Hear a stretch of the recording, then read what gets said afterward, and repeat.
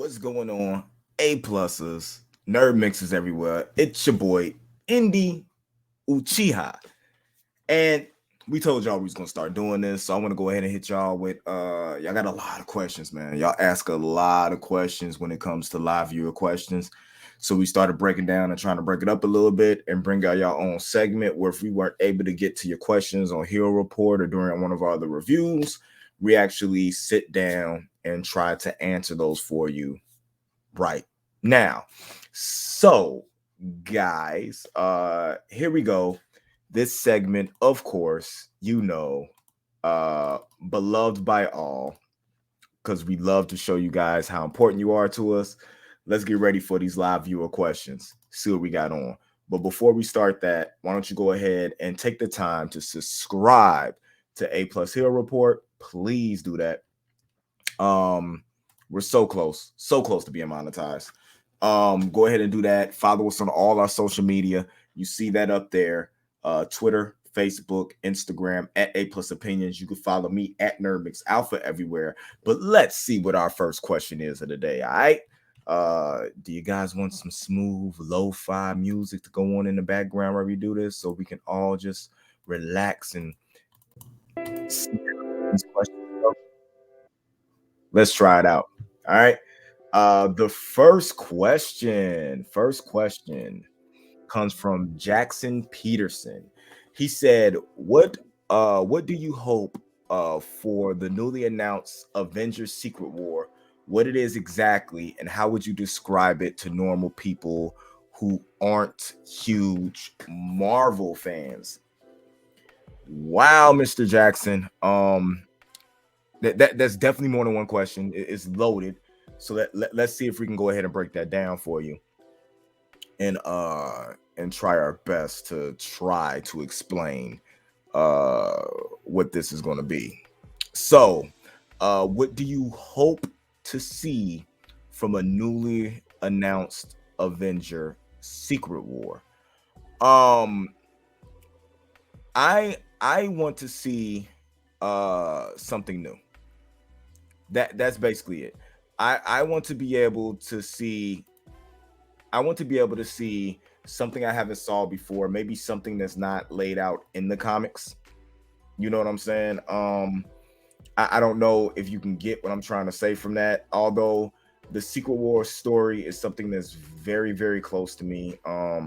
It's one of my favorite comic events as far as that goes, but I don't know, man. It's kind of hard to try to break that down in exactly what it goes because it is kind of a loaded question. What do I want from it? Epicness, man. I want to see as many characters on screen as possible.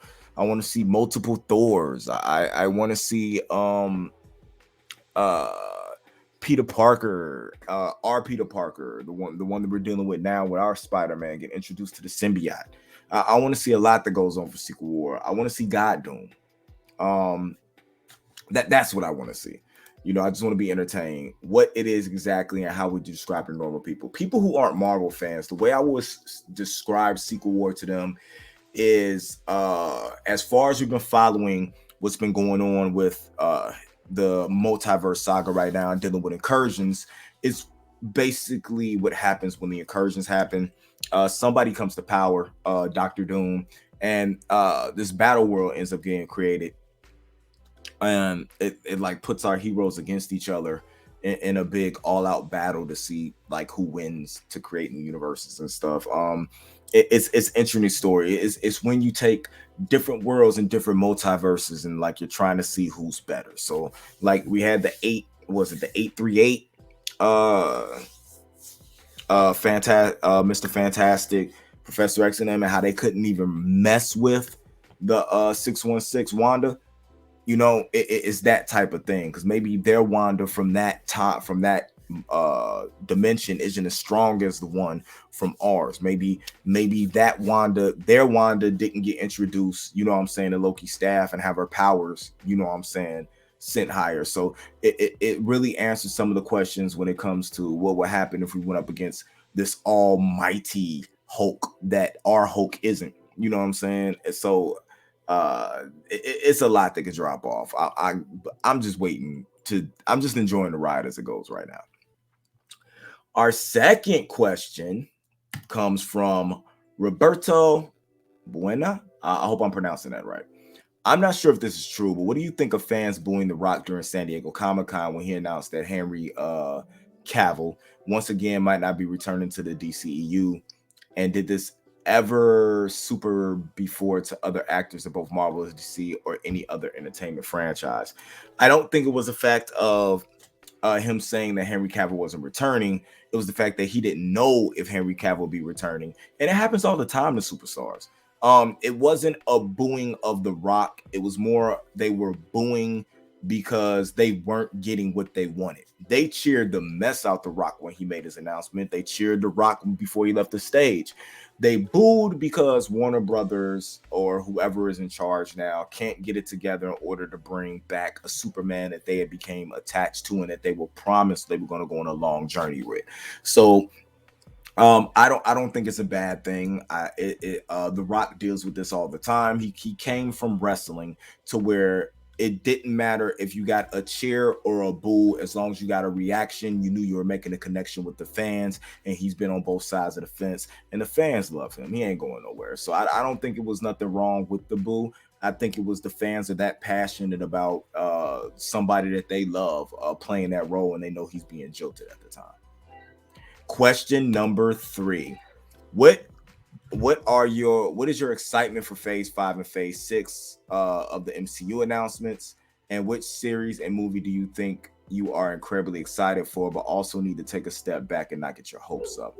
Jericho Gonzalez. What my excitement for phase 5 and phase 6 is through the roof. I can't wait. I love every announcement they made. I love the fact that they did the bookends, like the beginning of the bookend with phase 6, and we have all that space to fill in, which we're probably going to end up getting from like D23, at least some of that. Some of the stuff I'm excited for: Loki season 2, the Marvels, Guardians of the Galaxy 3. But the thing that I'm most excited for, to be totally honest with you, is Thunderbolts and Blade. And I don't want to get my hopes up on either because I have a very picturesque thing of what Blade's going to be in my head. But Mahershala Ali is a very great actor. I feel like they're going to be doing some big things when it comes to him, and Blade's going to be more prominent than he was before. I do feel like we're going to have something from the Midnight Suns coming, but I don't want to get my hopes up and be looking for like this this crazy action-packed romp where it's just end to end, you know what I'm saying, slaying of vampires. I'm looking for like just the action movie on steroids, but I really feel like we'll get a good story and everything that goes on that. With Thunderbolts, I'm way already over projecting that because of the cast and everything. So I'm looking forward to seeing what they're gonna do with that, because man, there's no limits to what can happen with the Thunderbolts, and I'm really interested to see what and where they take that to. All right, thanks for asking that question too. All right, the last question we have for today that I'm answering today, I'm gonna try to do this weekly and get like 4, 5, 6 questions in. You know what I'm saying, a week with you guys, maybe twice a week. Maybe you'll be at work with me one day when I'm bored and I'll be answering questions. We'll see what's up. But I think we saved the best for last. Tarek the Mofo Knight. We talked about this for ages, but Black Panther Wakanda Forever really is one of the most important films in history, even in comic book adaptations. Having to deal with the tragic loss of the main actor of such an incredible film really does seem difficult, especially with the movie also being a sequel. This is a really big challenge with progressing a new story while honoring the legacy of Chadwick and how the general audience and the family of Chad will react once the film is officially released. Man, Terry, you hit it. You hit the nail right on the head. Yeah, it's going to be a really, really important movie. Let me, and I hope I don't catch no hate for this. I'm be honest with you. The first Black Panther was an average movie. It was a very average movie, had incredible acting in it, but it was an average Marvel movie. It was huge and a huge and on a different level when it came to cultural impact. But as far as the movie itself, it was, you know what I'm saying, average. This movie does have a lot to live up to, but I look at these movies in phases, and I feel like this movie is continuing a phase on. I think they're doing an incredible job at honoring Chadwick. I think they're doing an incredible job at honoring the mantle of the Black Panther. So I really don't think there's going to be any issues, you know, when it goes to moving forward. His cast and his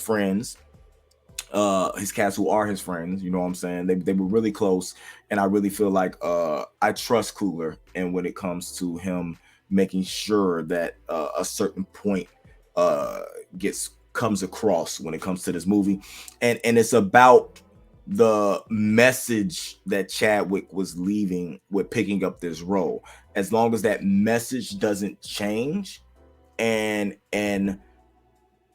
culturally, and you can feel the same way about this movie as you feel about that one, because think about it, nobody knew the movie was going to be what it was when Chadwick was casted in the movie. We just knew he was a good actor. Remember from 42, a couple movies he's been in. Nobody knew Black Panther was going to have the culture expansion or importance that it would until after you saw, you know what I'm saying, the movie.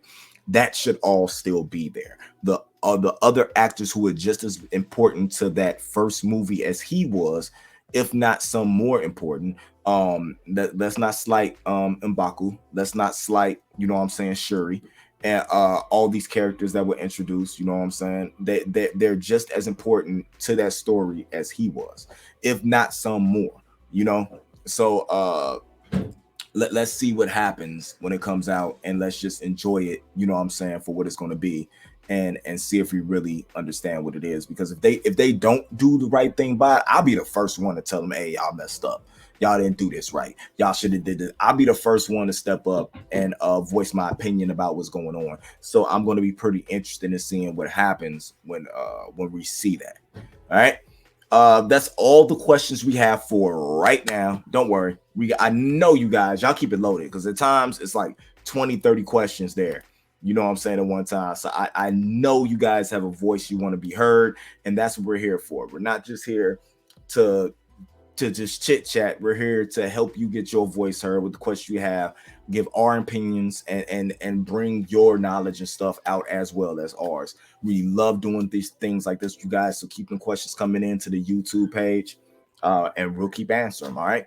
So until next time, remember, like, subscribe, hit that notification bell, tell your friends about us. We are so close to being monetized again. So let's get back there. Don't forget to follow us on Twitter, Facebook, and Instagram at A Plus Opinions, and you can follow me at Nerd Mix Alpha everywhere. And until next time, guys, this is your boy Indy Uchiha, and I'm out of here.